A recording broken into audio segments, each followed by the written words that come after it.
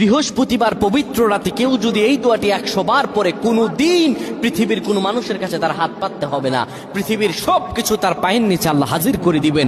দারিদ্রতা থেকে মুক্তি দান করবেন, বিপদ আপদ থেকে মুক্তি দান করবেন, তার সম্মানকে সুউচ্চতা দান করবেন, অসুস্থতা থেকে দূরে রাখবেন।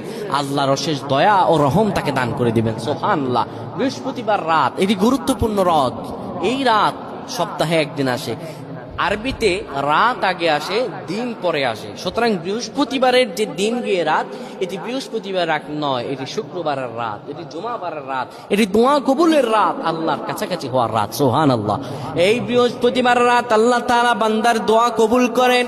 কেউ যদি বৃহস্পতিবার রাতে ঈশা নামাজের পরে পবিত্র হয়ে ইয়া হাইয়ু ইয়া হাইয়ু ইয়া হাইয়ু ইয়া রাফিয়ু ইয়া রাফিয়ু ইয়া রাফিয়ু এই দোয়াগুলো পড়তে পারে 100 বার, আল্লাহ রব্বুল আলামিন তার মর্যাদা বৃদ্ধি করে দিবেন। তার জীবনটাকে আমার আল্লাহ সুন্দরভাবে সাজিয়ে দিবেন। বিপদ আপদ বালা মুসিবত গুলো আমার রব্বুল আলামিন দূর করে দিবে।